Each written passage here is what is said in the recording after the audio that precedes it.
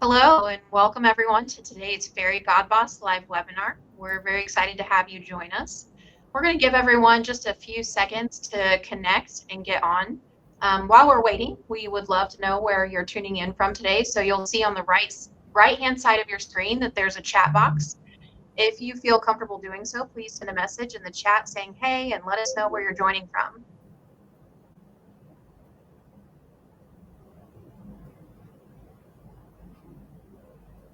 I see Gabby from Pennsylvania, Kathleen from New York, Daniela from Connecticut. Looks like we have folks from all over, and that's great. Welcome. I think we'll go ahead and get started with some introductions. First, I'll introduce myself. I'm Courtney Vega. I am the Trade School Partnership Coordinator here at Konecranes. Before we get started with all of our introductions, I'm going to make a few quick announcements. This session is going to be recorded and shared via email with all registrants. During the discussion, we want to hear from you. So use the stage chat on the right-hand side of the screen to send messages, comments, and questions to the panelists and to one another. For those who don't know, Fairy Godboss is the largest online career community for women. Millions of women visit Fairy Godboss for career connections, jobs, community advice, hard to find intel about how companies treat women in virtual events just like this one. But right now, I'm excited to go ahead and kick off today's event, which is Inside Industrial Careers, from Training to Safety and Beyond, and it's sponsored by Konecranes. So today I'm joined by three of my colleagues, Angela Buchanan, who is our recruiting manager, Maria Nash, who is our HR manager, and Amber Simmons, who is our safety manager. So I'll have each of you take a minute to introduce yourselves, and I want to hear what's going on in your life personally and professionally and what you do in your role at Konecranes. Maria, let's go ahead and start with you. Please go ahead and introduce yourself and your role here at Konecranes. Thank you, Courtney. Hello, everyone. I'm Maria Nash. I am the HR manager assigned to support the West Territory for the service group. I have been working for Konecranes almost 3 years, but this is my second time. I used to work here 10 years ago, and I saw the opportunity to came back because I always miss the culture for Konecranes, and that's why I applied 3 years ago, and I wanted to come back. Thanks, Maria. Amber, would you go ahead and introduce yourself and tell us a little bit about you and your role here at Konecranes? Yeah, thanks, Courtney. My name is Amber Simmons. I'm a health, safety, and environmental manager at Konecranes. I support our service groups or service technicians when it comes to safety in the field. I am over a region, so multiple different states within Konecranes. I've been with Konecranes for just over 3 years now, and just something about me personally. I know my husband and I, we love to take the opportunity to travel to different places and visit different areas when we get the chance. So, yeah. Wonderful, Amber. Thank you so much. And last but not least, Angela Buchanan, would you go ahead and introduce yourself and your role here at Konecranes?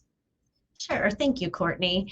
My name is Angela Buchanan. I am the recruiting manager. I am responsible for all hiring in the US and Canada. I was a recruiter for about 5 years before I became the manager. I've been a manager for close to 2 years. I've been here 7 years. Yeah, glad to be doing this and excited to be here. Awesome. Thank you, guys. I'm very excited about our discussions today. And for those who are just tuning in, I just want to remind everyone that we will be answering questions that come in directly from all of you. So please make sure you're submitting those questions in the chat on the right of your screen, and we're going to do our best to respond to as many of those questions that we can as they come in. I'll keep an eye on that as we go along.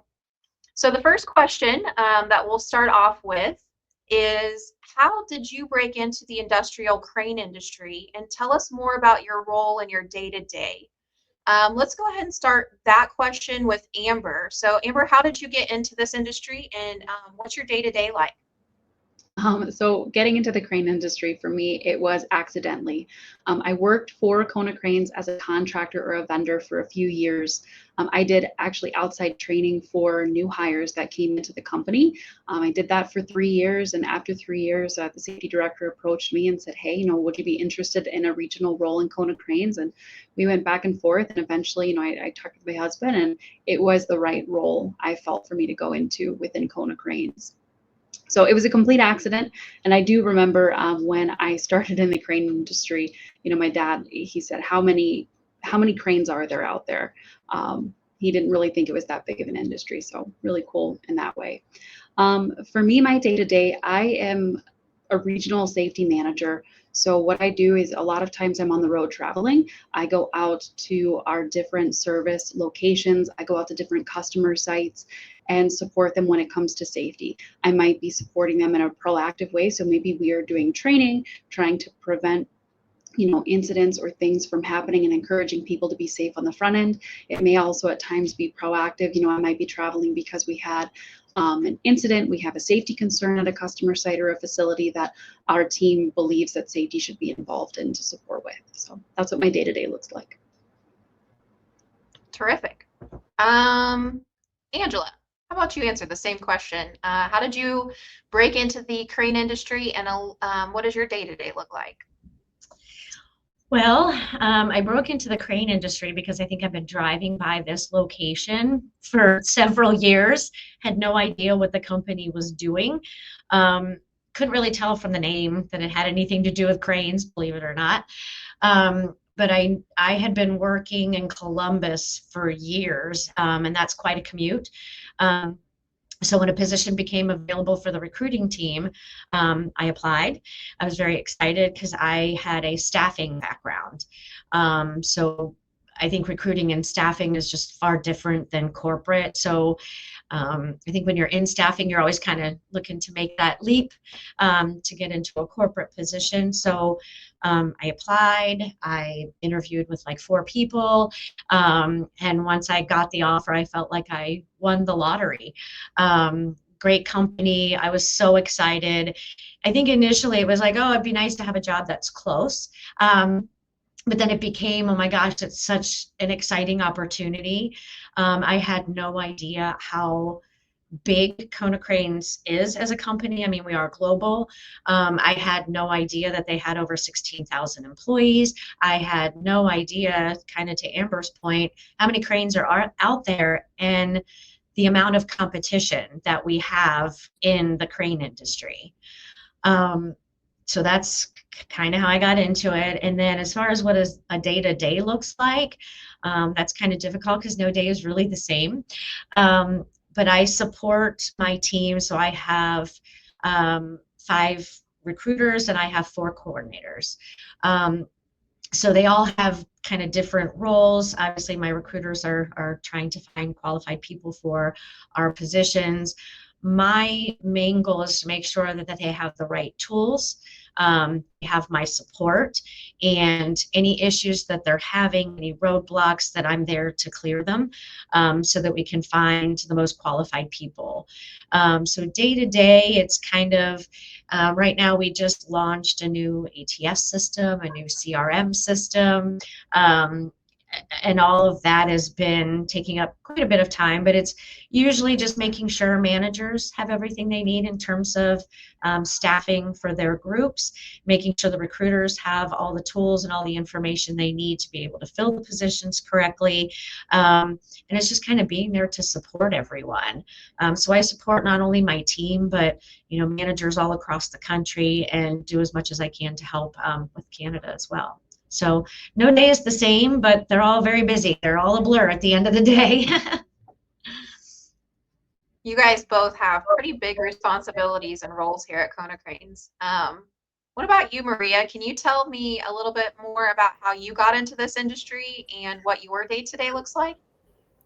Yes, for me, it was more like a coincidence when I was still living in Mexico, which is my origin country. Uh, I used to work very close to the facility that Konecranes has at that area. And I always was interested to see what is that big logo? What do they do that?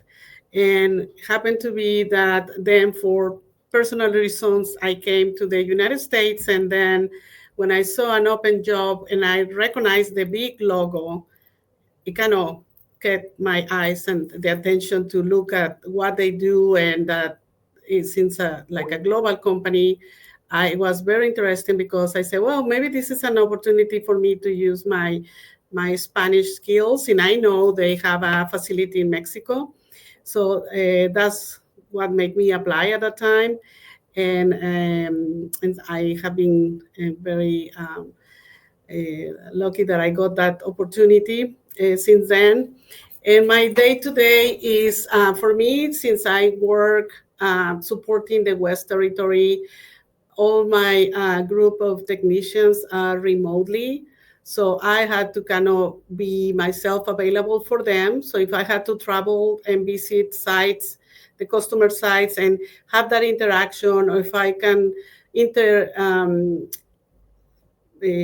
coordinate a meeting with the main branch around that area and visit the customers and have the opportunity to get to know my technicians and talk to them, be there for them when they have HR questions, especially in the benefits, or if we are just passing the open enrollment, they want to have somebody that are there for them and explain them with more details. So that's how my day-to-day looked like. Awesome. Thanks, Maria. I'm going to move on to the next question, and I'll direct this one to you, Amber and Angela. Did you always know that this was an industry that you wanted to pursue a career in? Maybe when you were younger, you had some ideas and thoughts. Can you tell me a little bit more about that question, if this was an industry that you saw yourself in? I'll start with you, Amber. Absolutely not. Like I had kind of mentioned earlier, I had no idea that the crane industry was even out there. I actually have an educational background in psychology and neuroscience, so this was definitely not something that was initially on my mind. And then just getting to work with Konecranes as a contractor or a vendor, it kind of opened my eyes to this type of industry, and seeing that this type of industry was out there. And then, coming to work for Konecranes, seeing how many cranes are out there, how much competition we have out there, and then realizing that cranes are a part of every single thing that we do every day. Diapers for babies, there's a huge process in that involves cranes, and toilet paper and paper towels and automobiles, but no, I had no idea that this industry was even out there until I got exposed to it, and I'm very happy that I'm here now. Angela. Yeah, I would kind of piggyback on that. I would say that's pretty much how I feel too. I never really thought about cranes, and I think when someone mentions the word crane, I think the visual that pops in your head is the construction cranes that you see like in your cars, you're driving by construction sites, or as they're building high rises in a city. So when they talked about overhead cranes, I'm like, well, yeah, those big cranes that are building buildings and stuff. Nope. Overhead cranes you actually don't really see unless you work in a facility where they have them. Now we do the construction cranes, but that's like a different division altogether. We also do port cranes, woodyard cranes, but our overhead cranes are actually in manufacturing facilities that are carrying product from one end of the facility to the other. And just like Amber said, it's honestly a crane is involved in almost every single product that you use in one capacity or another. So did I ever see myself in a crane industry? Absolutely not. But I think to Amber's point, I'm so glad I found it. And I think it's a fascinating industry. And I think a lot of what Konecranes does just to make things move. But I think also doing that with following like sustainability and making sure that we're always doing the right thing, I think is rather impressive. So again, I think there's a lot of crane companies out there. They're kind of a dime a dozen. There's a lot of competition, but we are a leader for a reason. And I think it's taking into consideration the big picture. It's one thing to look at your small little community, but we're at a global level, so we think globally. And I think Konecranes does a great job at making sure that we're always doing the right thing. I just kind of want to piggyback off of you guys a little bit here, being a Konecranes employee myself. I started at Konecranes in June of this past year, and if you would have asked me a year ago if I would have wanted to pursue a career in the crane industry, with total transparency, I would have said absolutely not. Cranes did not sound interesting to me in any fashion, and I really had no idea how exciting that it truly could be. But one of the things that I've learned working at Konecranes is that the training that I've been through, one of the things that we do here is we provide training for our technicians and other field operatives. And it is extensive training. And when you go through that, it allows you to grow and to learn. And as I was going through that process, it just really inspired me. It sharpened my mind, and it put me into a thought process that I had never been in my career before. And I realized very quickly that cranes are actually really exciting. And they're a lot more fun than you just think from an outside perspective. So after spending 15 years in an entirely different industry, not related to cranes at all, I too am very, very glad that I took a leap into this industry. So I just wanted to share that really quickly before we move on to the next question. This question is, how do you get started as a crane technician, and what type of training experience do you need? And are there any essential skills and qualifications that you look for when hiring? I think this is a really good question for you, Angela. So I'll let you start, and then I think we can tie some of Amber's experience out in the field a little bit with this question as well. So, Angela, what kind of training and experience is needed for a crane technician? Okay. That was a learning curve for me when I got here. I know that probably the number one skill that technicians need to have, hopefully coming in the door, is the electrical. Our cranes, for the most part, operate on 480 volt three-phase power. So it's different than what you have at home running through your outlets. You kind of touch a wire, you might get a little bit of a jolt. 480 volt three-phase power, that could kill you. So having the information or having the knowledge from a safety perspective and how to troubleshoot, how to lock out, tag out, how to make sure you're grounded, all of those things, definitely very important coming in as a crane technician. We also look for mechanical skills, hydraulics, pneumatics, things like that. We deal with PLC, which are programmable logic controllers. A lot of people don't necessarily know what that is, but I kind of equate it to like a code reader for your car. When your car's running funny, you put in the code reader, it gives you a code, and then you kind of know what's wrong with your car. PLC kind of does that with cranes. It does it in ladder logic, but it kind of tells the technician a little bit about where you might start with troubleshooting to fix it. We also deal with variable frequency drives, which kind of control the speed and torque of motors. So they have to understand those. Now, if they don't have everything, we can probably work with that, but the electrical, I think, is probably the biggest learning curve. If they don't come in with that, I guess the easiest way to say it is it's easier to teach an electrical person mechanical skills than it is to teach a mechanical person electrical skills. Again, just because of the dangers that are involved. So those are the main technical skills, but we also, because they could be anywhere from 20 feet to 120 feet off the ground, we need to make sure that they don't have concerns with being at extreme heights. If you get wobbly and like me on a roof, probably not the best job for you because you're going to be at extreme heights.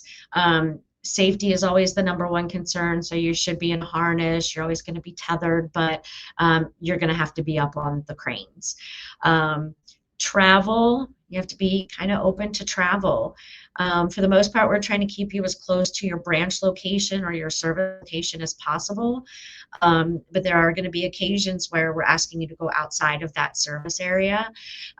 So again, we have a 14-hour fatigue time rule on a daily basis. So you're never going to work past 14 hours, and we try, as much as we can to get you home as quickly as possible. But again, you have to understand that travel is part of the job. You are provided with a company vehicle, which leads me to the next thing. A qualification to come in is that you have to have a good motor vehicle record. So again, we're providing you with a vehicle. So for liability purposes, we do check your motor vehicle record. We also do a background check, which I think most places do. Technician roles are safety sensitive, so you're also subject to randoms. We do a lot of government contract work too, so for site accesses, things like that, sometimes it might be outside just doing a random. It might be that you have to do a specific drug screen or a specific background check for a particular site because they do government work.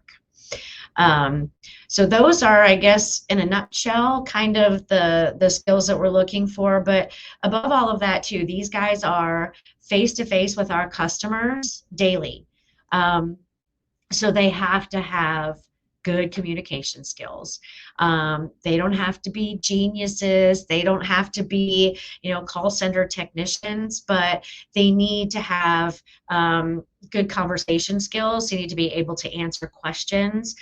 They also need to be a little bit technical savvy because a lot of what they do, they're doing through an iPad. So they're having to document a lot of their work orders and the work that they do. They're having to document that on a phone. So. Awesome. You mentioned in that a couple of times safety, and I Yes. think that Amber, you could probably talk a little bit more about the training and the experience that's necessary for a crane technician here. Can you talk more on the safety side of things? Sure. And just to go along with what Angela said, I know a lot of times, we're looking for people that do have that electrical and that mechanical experience because it will help you. Now, we don't expect you to be an expert on cranes, but if you have background in electrical and mechanical work, that helps you, when you are learning cranes. And we do have a pretty extensive training program to support individuals that we bring on board at Konecranes to help train them and make them, good crane technicians and teach them what they need to know from a basic level to a specialist level. So we are constantly doing not only safety training with our technicians, but doing technical training as well. And one thing that I've noticed by being out in the field with technicians and getting to spend a lot of time with different people in different branches, a lot of our crane technicians, they're people that they don't like to sit still for very long. A lot of them have that trait in common. They want to be, working on something. They want to be working with their hands. They want to be figuring something out. And I've heard this from a lot of technicians as well. They were the kids that would take everything apart when they were little, and then they would put it back together. And that's a very common skill with our technicians is, they want to figure out these puzzles and troubleshoot and figure out issues. So it may not be, electrical or mechanical, but having that drive to, fix things or take things apart and put them back together, that's a trait that we see a lot within our technicians. Awesome. All right, we're going to go ahead and move on to the next question. We might be just running a little bit behind. So this question is, what do you find most rewarding and challenging about your work? And Maria, I'm going to start with you on that one.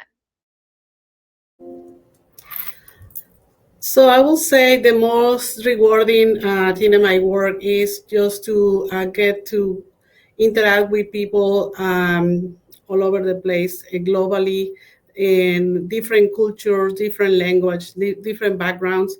That is something that I really enjoy to do that. And for the challenging, I will say, since I support the West area, sometimes maybe the schedule, so we are 3 hours behind ahead from them. So just to find a way to still have the communication and the interaction with them based on their schedule. But we set sometimes something that works for both areas. But I will be the most, I will say the only challenge that I see, but I really enjoy what I do supporting the West. Thanks, Maria. What about you, Amber? What's most rewarding and challenging about your work?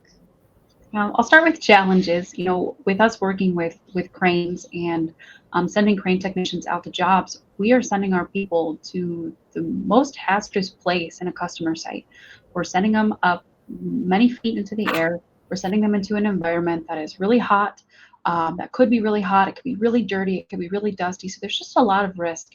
And trying to figure out, you know, how to keep our people safe when they're at different customer sites that have different cultures, that have different expectations, that can be really challenging.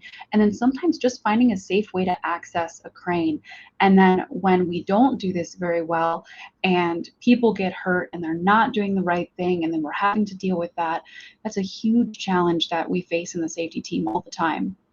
I will say a rewarding thing with my job is just being able to support our people, you know, having a good safety team, knowing our people, knowing that they can reach out to us if they have a question, and that we're going to make sure that we are doing the right thing to keep our people safe and to just be an advocate for them. I know recently, you know, we were dealing with a customer, and there were some hazards that were present there, and there were a lot of things that we needed to do to make sure our people were safe if we decided that we were going to send our people there. And I remember having a conversation with the technician who was going to be going out on the job and asking them, hey, this customer, they've got a lot of hazards here. Are you even comfortable going into this customer site, even if we do all of these safety things that we're talking about? And to have that technician come back and say, Amber, I feel comfortable going in there if you're involved and we're making it safe for me to be in there. So yes, I feel okay if you tell me it's okay to go in there. And that's huge, just to be there and be an advocate and be able to support them and keep them safe. That's what keeps me going, especially when those challenging days come about. That's great. Angela? Oh boy. Challenging. Well, you ask anybody in recruiting what's challenging, they're all going to have the same answer. It's finding the right qualified people for the positions that we have open. I would say technicians are typically the most important. That's kind of our backbone of the organization. I mean, you know, we have every job title under the sun in Konecranes. We have people that are in administrative, we have customer service, we have finance, we have HR, we have literally everything, but it's truly the technicians that keep everything humming. So I'd say challenging is finding the right people in a market right now where baby boomers are leaving the job market.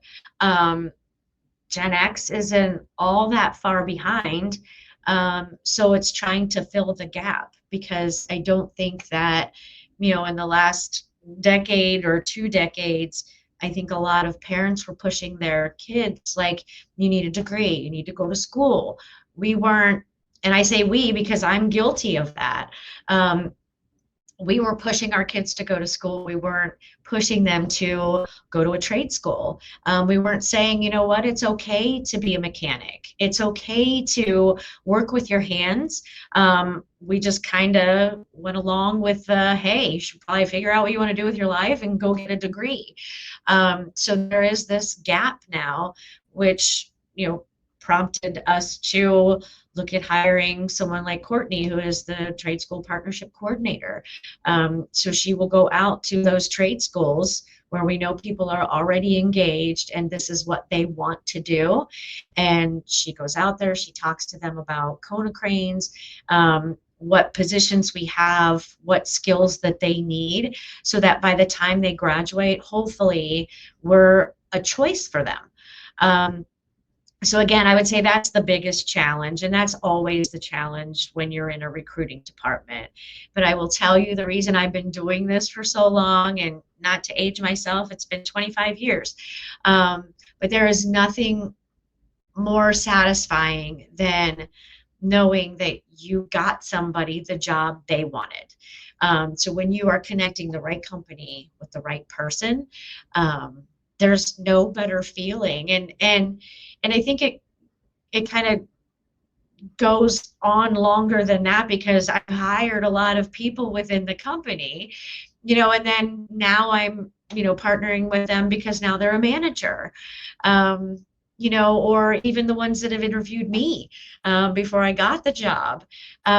So again, I think it's just that, knowing that I do make a difference and knowing that I play a part in helping the company grow and supporting my team so that they have the tools and the knowledge and everything that they need to find the right people for us. There's no better feeling than that. It's a lot of stress. It's a lot of work. It's a lot of cleaning up. But I do it for a reason. I mean, I will complain every day, I think, but if I'm not stressed out, I'm not happy. So again, I do what I do because I think it makes me feel good, it makes the person that we're hiring feel good, and hopefully it's good for the company that we brought the right person on board.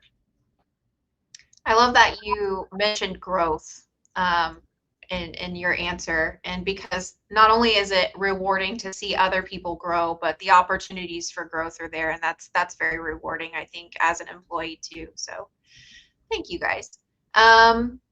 Let's go on to the next question.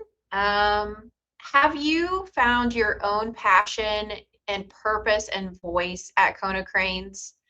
I think I'll start with you, Maria, on this question. So tell me if that's something that you have found in your role.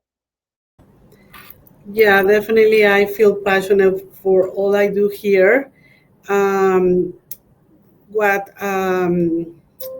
motivates me is being able to respond to my remote employees in a timely manner and be there when they need me. If I can plan a visit to have a personal interaction, that's something that is very important to me. But I feel passion every day to be able to support them, even that we are remotely. So that's something that I really like and enjoy from my job.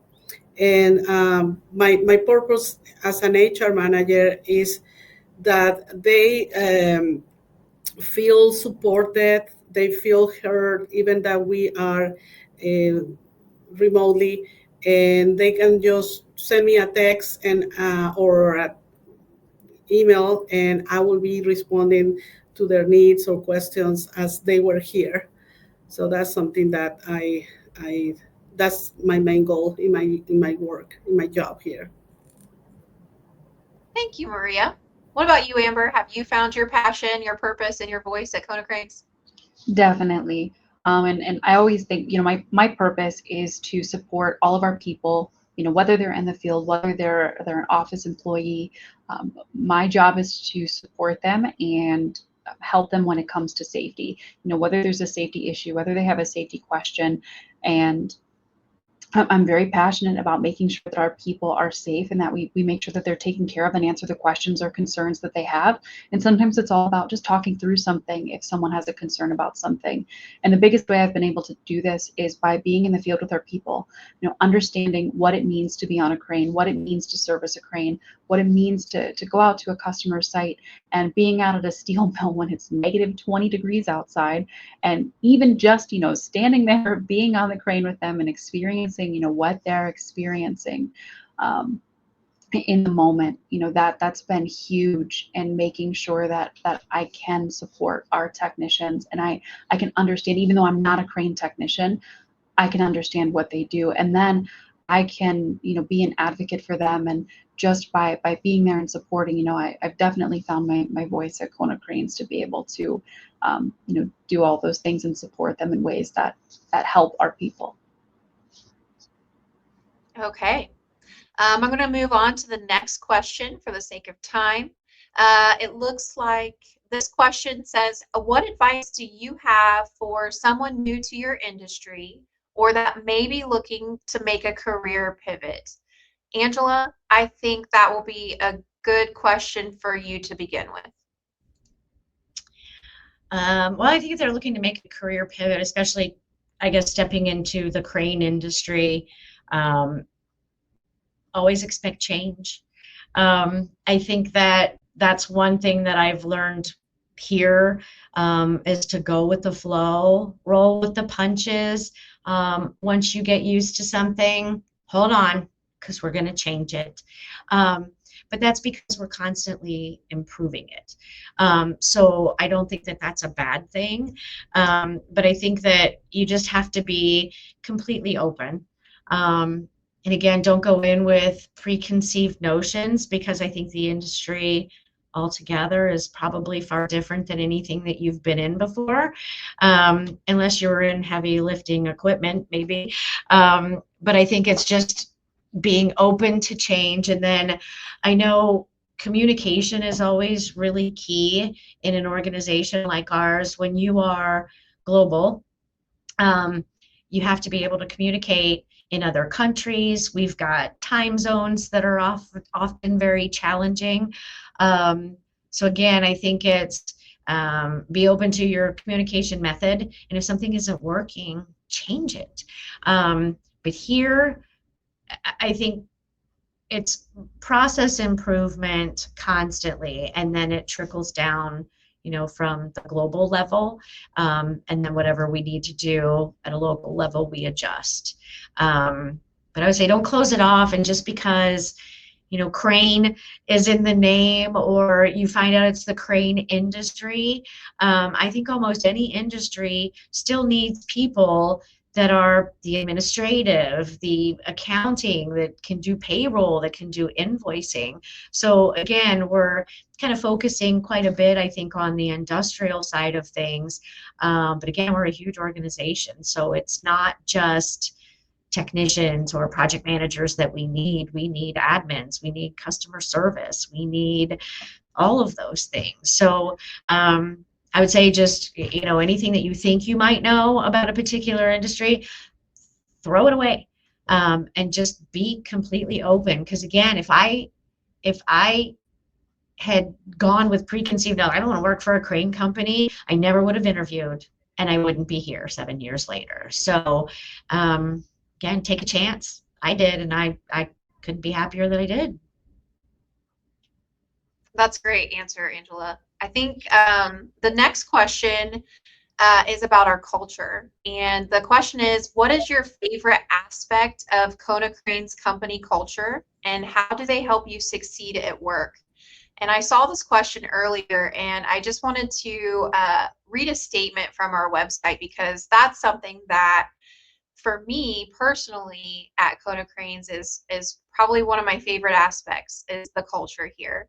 And the language that we use in regards to our culture in this statement is something that is a huge appeal, and it was a draw for me when it came to selecting Konecranes as my next employer. So I'm just going to read this statement to you, and then kind of answer this question with you guys. This statement is about enhancing our winning culture. It says, we're creating an organization where working together comes naturally, and we inspire each other to be the best we can be. We're attracting the best talent, building a culture of continuous learning where people are supported and encouraged to develop and grow every day. We're embedding a winning attitude and growth mindset, leading by example with inspiring, inclusive leaders, enabling everyone to succeed in our new era of profitable and sustainable growth. I just love that statement. There's so many words in here that I align with personally. Those words are growth and winning attitude, inspiring, inclusive. Those are all things that are just very important to me as a person in general in my everyday life, but especially when I think about the company that I work for, it just makes me proud to align with a company that truly does adhere to that type of culture. So I wanted to share that, and then get an answer from you guys, like what is your favorite aspect of the Konecranes culture, and how does it help you succeed at work? Let's start with you, Amber. I would have to say my favorite aspect of the Konecranes company culture are the people. We have a lot of people at this company that are very passionate about what we do. They care for the people within our company. We want to take care of the people that are within our company. We want to keep them safe, whether it's somebody who is working on a crane, or somebody who's working in our factory, or somebody who's working in one of our office buildings. We've got a strong culture of people who care and who are very supportive. People may not always agree with one another within our company, but people are always, listening to understand, and they may not agree, but people are usually always very supportive of, what we're doing as a company and within the company. Very good. Maria, what's your favorite aspect of the culture at Konecranes? I would say winning together. Definitely, that's kind of building both a little bit of what Amber say is people is a company oriented in people, and we took care of our customers, but we do in the same way to our people. In that way, we all win together when we have a new customers, and we make our company to be successful. Is always going to be based on our great people that we have here. I agree. All right, well, it looks like we actually have a couple of questions that have come in from our audience. Pretty easy questions. The first one is Lisa asked, so does everyone go up on a crane? Angela, do you want to answer that one? Well, I guess anybody that wants to. I know I actually went on a crane when I first started. So we have a new hire orientation, and it used to be we would have it in a different state, in a different city, like every week. So I did mine in Cincinnati, and I had my ride along at a steel mill in Cincinnati. Well, it's in Westchester. So where Amber was saying, like, it's hot, it's dirty. I think they did that on purpose. They sent me to the steel mill in the morning, and I spent the day with a brother, with one of the Schmidt brothers, and then in the afternoon he passed me off to his brother, and we went to a brand new facility where they were setting up a small gantry crane. So again, I was up on one of the big cranes at the steel mill, but I think that it depends on the job that you're going into on whether everybody goes up on a crane. So we have like mock cranes here. It's not fully a crane, but you can go up on it. But yeah, I think it kind of depends on the role and whether or not that's something you want to do. I agree with that statement, Angela. I was just thinking about like maybe someone in legal or accounting, just like you had said earlier in one of the other questions, there's just so many different positions here. The requirements for them to get up on a crane just wouldn't be necessary. But then there are some roles, and mine is an example of that, is that I'm not actually a field operative or getting out in the field and fixing cranes, but it's vital for me to understand how things work. And there are other positions like that, like in human resources and recruiting. Having that understanding and having the opportunity to get your hands on a crane is vital. And then obviously, the primary reason for our webinar today is to talk about the field operatives and the crane technicians, and those folks that are working in the field absolutely will always go up on a crane. So that's something that on the forefront of things when we're looking to bring people on that are a field operative, we have to ensure that they're ready and prepared for that. And I know you brought up the heights thing earlier, because our cranes can get very large, and getting up really high is something that we have to be sure that's not going to scare you so much that you can't get the job done. So hopefully that answers that question. It was pretty simple. And then the next question was, do we hire from New York State? Angela? We do. There aren't too many states that we don't hire in, and then it just depends on the service area. But usually, because it used to be everything was done by like branch location, and then you would do like a 2-hour radius around that branch location, and that would be your service area. It's not as detailed that much anymore. So now the offices, I think, are a little bit more spread out. In some places, we just have like storage locations in case technicians need to pick up parts and things like that. But yes, we do we hire from every state. We also have positions that are fully remote. So it doesn't really matter what state you live in. If it's going to be for like our nuclear division, for example, those folks can live in any state, but they usually will do your schedule like weeks out at a time. So they may send you to another state and you're there for 2 weeks, and then they send you home for a week, and then they send you somewhere else for another week. So again, there are positions that could be fully remote. It doesn't matter where you live, but yes, we do hire from New York. Good questions. And just as a reminder for our audience, if anyone else has some questions they'd like to throw in the chat, please do so, and we'll get those hopefully answered before the end of the webinar. All right, next question for our panel is, Fairy Godboss has a tradition of asking its panelists the following. What they've observed is that women don't feel comfortable enough bragging or taking ownership of all the amazing things that they achieve. So they're looking for us to share an accomplishment, or personal or professional, that you are most proud of. Maria, let's start with you. So I feel proud of myself to be at this step of my career here in this country. When I came here almost 20 years ago, I had to start over my career. My last position in my country, it was as an HR manager, but when I came to the States, I needed to prove that I could do the job, and got certifications and credentials that I needed to have in order to work in this country.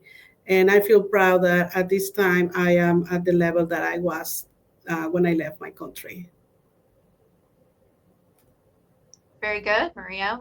What about you, Amber? What is something that you would like to take a moment to brag about, and an accomplishment that you're most proud of? Yeah, so safety is not traditionally a role where, a lot of people want to come to safety to have a conversation. A lot of times when safety goes out to a job, people will, turn the other way. People will, stop work when safety's around. But to be in my position and to build a relationship with the managers that we have and the field operatives that we have, and to be welcomed to jobs when you get on site, and for people to recognize you and know you, and for managers and field operatives to call you when they do have questions or concerns, and to know that, I've been accepted into that group of our people because I've been willing to go out, on a crane when conditions, aren't the best, to try to understand what our technicians do day in and day out, just try to understand our business. It's really cool to get those phone calls when people just have questions or just want to talk through something with you, or reach out to go over a job because there are some hazards that they're concerned about. And then, like I talked about earlier, to have a technician tell you, hey, Amber, I feel safe doing this job because, we're going through this and we're making it safe for me to do this job. It's incredible. So. And Angela, what about you? Well, I've been a recruiter for 20 plus years. I guess the accomplishment would be becoming the manager. I honestly didn't really have management in my wish list or anything. Was kind of perfectly happy and content being a recruiter. Love what I did, still love what I do. I kind of miss that personal interaction with candidates. But I know that when the position became available, I think, I'm very close to the people on this team. A lot of them were my coworkers, and I either step up and take responsibility and use my expertise that I've gained since I've been here to lead this team, or a stranger's going to come in, or somebody that doesn't know things. So I wanted to kind of throw my name in the hat, and here I am. I have a great team, and I think, quite honestly, my accomplishment, yes, getting the job, but I think it's helping support my team and to help them develop and to help them grow in their roles so that they can move on too. So again, I don't look at it like it's just about me, and quite honestly, me getting the job wasn't just me either.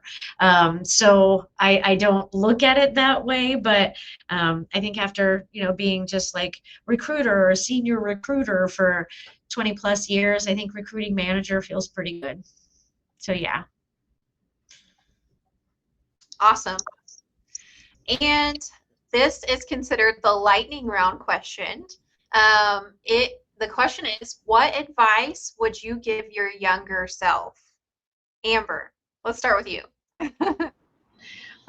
So giving advice to my younger self, I went to a high school that, heavily promoted college. And Angela touched on this a little bit in the beginning, but they heavily promoted, you need to go to college, you need to get a 4-year degree. And that was the path that I chose to go on. I wouldn't change the path that I took, but, looking back at my younger self, that's not everything. I really wish, that I would have gone to trade school to be, an electrician, or get some skills to be able to, better understand the role, our technicians are in, and understand what's out there.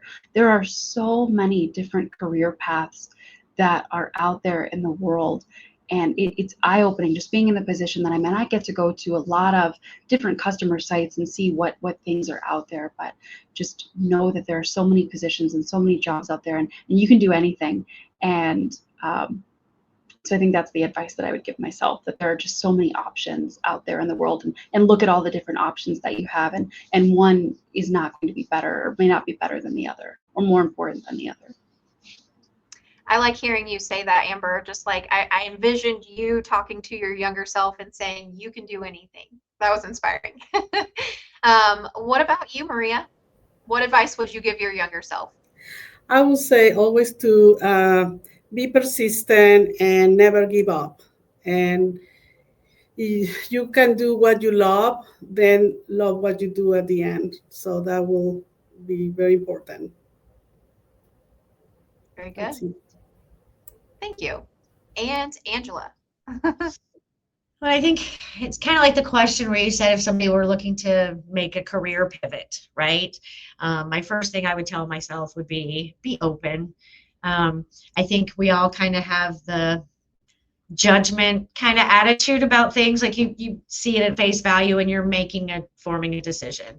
I think I would tell myself to be a little bit more open to that. Don't come to conclusions. But I think also too, I take everything personally.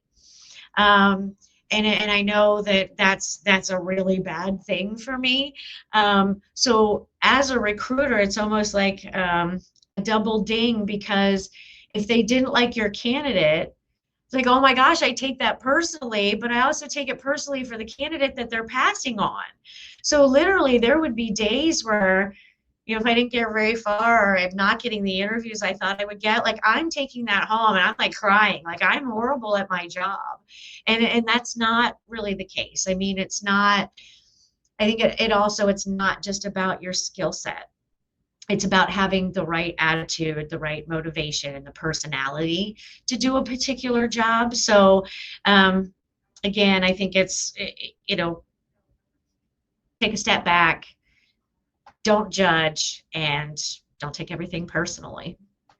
It'll make your life so much easier, Angela. Little Angela. Yeah. Angela, I can relate to you a lot. And as I was thinking about this question for myself, I was thinking I would tell myself to be graceful with myself, give myself some grace, because I've always been the type of person that expects perfection, not only from myself, but from other people sometimes. And there are always learning curves and opportunities to kind of stumble and fall. And that's okay as long as you can brush yourself off, get back up and keep going. So something that even in my today me that I'm reminding myself, and I wish I could have learned this in my younger years, is just to be a little more gracious with myself. So that's what I was thinking for me. We do have about 5 more minutes for the webinar, so I'm going to grab one of the extra questions here at the end. And I really like this one. It's, what's the most memorable piece of career advice that you have ever received? And I know this is kind of a surprise question. So that being said, let's start with Amber. Do you think you can answer this one? The most memorable piece of career advice that you've ever received? Yeah, I think that would be, listen to understand. Don't listen to try to respond to somebody, but really try to listen to understand, what they're saying, listen to understand what the issue is, and, really, know what they're saying, and then from there come up with a response. But don't listen to try to respond to somebody. Truly understand what they're telling you and communicating. Yeah, I like that one. I could use that one too. What about you, Angela? Can you think of the most memorable piece of career advice that you've received? I don't know. I've been thinking the whole time she was talking, and I still didn't really come up with anything.